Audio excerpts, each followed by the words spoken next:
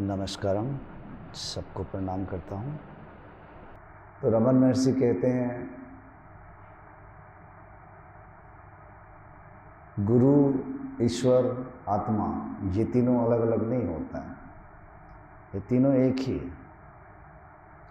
गुरु आपके भीतर है, जो आपको अपने स्वरूप की ओर खींचते रहता है। गुरु कभी कभी बाहर भी देहधारी आत्मा के रूप में वही गुरु फिर आपके लिए बाहर से पकड़कर भीतर की ओर जाने के लिए धकेलता है चारों ओर से, वह भी गुरु है। जब गुरु और शिष्य, इन दोनों में भेद गुरु के लिए नहीं होता है। गुरु के लिए उसके शिष्य उसका ही आत्मा है, लेकिन शिष्य के लिए, उस जीव के लिए जो अपने आप को अलग समझता है, उसके लिए गुरु है। गुरु के लिए शिष्य नहीं है, उसके लिए उसका ही आत्मा है। शिष्य के लिए, उस जीव के लिए जो पूरी तरह से अभी तक अपने संस्कारों को मिटाया नहीं है, उसके लिए गुरु है। अब उसके लिए गुरु भी किस रूप में है? उसके लिए गुरु एक देहधारी, देह के रूप में है। क्यों देह के रूप में है? क्योंकि उसकी बुद्धि भी अभी स्थूल बुद्धि है, स्थूल चीज़ों को देखती है, स्थूल चीज़ों को पकड़ी हुई है। इसीलिए उसके लिए गुरु भी स्थूल रूप में ही है। और उस जीव की आशा भी बनी रहती है कि स्थूल रूपी गुरु कुछ स्थूल चमत्कार करे, कुछ स्थूल ऐसा बड़ा करे कि कुछ पता चले।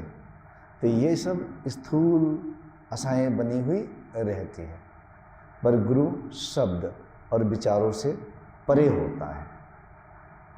माया ही माया को देखती है, माया कभी सत्य को नहीं देख सकती है। तो हम जो भी देखते हैं, सुनते हैं, स्पर्श करते हैं, महसूस करते हैं, ये सब माया के विभाग हैं। ये सब माया के ही फैलाव है, जो अपने अंदर फैला के रखे हैं, जो महसूस करते हैं, जो सुनते हैं, जो चिंतन मनन करते हैं, कल्पनाओं में देखते हैं। चाहे आप ब्रह्मा, विष्णु, महेश, कृष्णा, शिवा, दुर्गा, काली को ही क्यों ना देखें अपने कल्पनाओं में, ये सब माया है। ये कोई ईश्वर नहीं है, कोई देवी देवता नहीं, बस आपके लिए माया है। आप अपनी कल्पनाओं में इनकी छवि बना के रखें। गुरु जब शक्तिपात करता है, मूल बात यह है, तो एक एनर्जी आप में प्रवेश करती है। अब वह एनर्जी प्रवेश जब करेगी, वो आपकी पत्रता के अनुसार ही प्रवेश करेगी। आपकी पत्रता कितनी है? क्योंकि इस संसार में, इस जगत में जिसकी जितनी पत्रता होती है, स्थूल जगत में भी सब लोग IAS ऑफिसर नहीं बन सकते हैं। जिसकी पत्रता है वही एग्ज़ाम को पास कर सकते हैं, वही अधिकारी बन सकते हैं, बाकी नहीं बन सकते। चाहत तो सबकी है। यह एक ऐसे मार्ग है जिस मार्ग में अपने आप को ही आप देखेंगे कि मैं कितना अच्छा हूँ, कितना बुरा हूँ, मैं अंदर से कितना शुद्ध हूँ, अशुद्ध हूँ। क्योंकि प्रथम तो आपको प्यूरिफिकेशन की ज़रूरत पड़ती है, शुद्धता की ज़रूरत पड़ती है। या हम द्वेष से भरे हैं, नेगेटिविटी से भरे हुए हैं, इसकी नहीं। शुरुआती में हमें सात्विक एनर्जीज, आयामों की ज़रूरत पड़ती है, बाद में इसे भी छोड़ देना पड़ता है, बट शुरुआती में ये हमारे लिए सहायक है। तो शक्तिपात दीक्षा में जब गुरु कोई भी गुरु इनिशिएट करता है, तो एनर्जी आप में वो प्रवेश करती है, एनर्जी स्थापित होता है। वह एनर्जी धीरे धीरे धीरे आपको पूरी तरह से मुक्ति, मोक्ष या ईश्वर का दर्शन या शिवा का बोध कहिए, जिस अर्थ में आप समझ सकते हैं, उधर लेके जाती है। कोई कोई बिरला होता है कि बहुत जल्दी ही परम सत्य को, परम ज्ञान को, परम शांति को पा लेता है। कोई कोई, वो लाखों करोड़ों में एक होता है। बाकियों की यात्रा शुरू होती है। अब इसी में से कुछ लोग जल्दी ही जैसे शक्तिपात करते हैं तो उनके अंदर कुछ वाइब्रेशन स्टार्ट हो जाती है, या कुंडलिनी नामक एक शक्ति है, आप लोगों ने सुने होंगे हमारे अंदर, वो शक्ति की अवेकनिंग भी स्टार्ट हो जाती है। बट मैक्सिमम लोगों की अवेकनिंग यहाँ तक होती है, कभी कभार ऊपर तक आती है। अब यात्रा यहीं तक नहीं है, ये एक शुरुआत है, एक छोटी मोटी साक्षात्कार समझ सकते हैं। आपके सूक्ष्म शरीर के अंदर कुछ घटित हुआ है, इसे ही आप समझ सकते हैं, यही सब कुछ नहीं है, ध्यान देना है। जब इनिशिएशन की जाती है तो जिनकी पात्रता होती है, जो योग्य शिष्य है, वो तो पहले दिन दूसरे दिन इन 3-4 दिनों में 80% लोग अवेकेंड हो जाते हैं।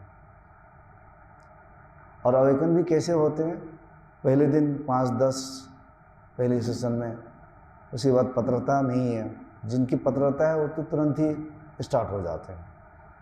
जिनकी पात्रता नहीं है फिर धीरे धीरे पात्रता बढ़ती है, तो फिर नेक्स्ट सेशन में, फिर नेक्स्ट सेशन में, तो अंतिम दिन तक 80% लोग अवेकेंड हो जाते हैं।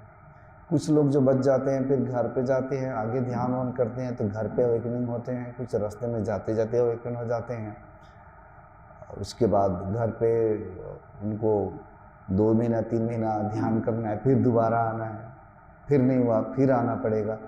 तो धीरे से जैसे प्यूरिफिकेशन और नेगेटिविटी हट जाती है, जैसे ट्रैफिक क्लियर होता है, एकाग्र हो पाते हैं, चित्त शुद्ध हो जाता है, तब वो स्पिरिचुअल घटना आपके अंदर घटती है। ऐसा नहीं कि कोई भी पूरे नेगेटिविटी से भरा पड़ा हुआ है, लोभ मोह काम क्रोध से परिपूर्ण है और इस प्रकार की पवित्र घटनाएं आपके अंदर घट जाए, ऐसा नहीं होता है। अपने आप को शुद्ध करना पड़ता है, अपने आप को प्योर करना पड़ता है, अपने आप को पूरी एनर्जी से भरना पड़ता है, क्योंकि बिना एनर्जी की ना ये इलेक्ट्रिसिटी अगर नहीं रहेगी, ना फैन चलेगा, ना एसी चलेगा। इसी प्रकार से हमें एनर्जी चाहिए अंदर, तो एनर्जी से ही छलांग लगता है आगे की ओर। अब एनर्जी क्यों चाहिए?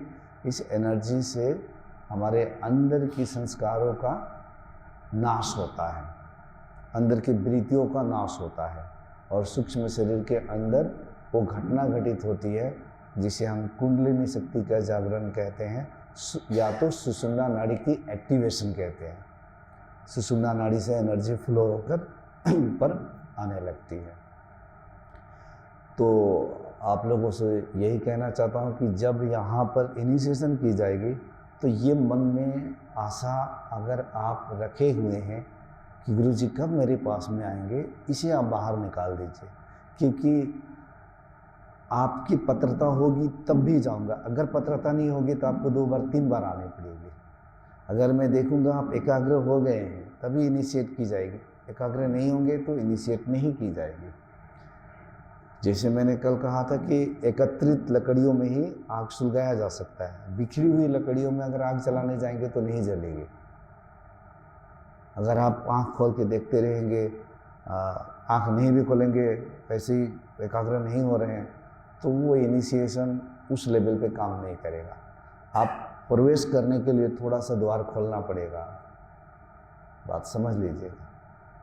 इसलिए कोई लोग अगर चिल्लाते हैं, उठ के जाते हैं, तब भी आप कोशिश करना अपने भीतर ही जाने के लिए, एकाग्र होने के लिए अंदर कोशिश करना है कि मैं कैसे एक विचार पर ठहर जाऊं, एक ही विचार पर ठहर जाना है।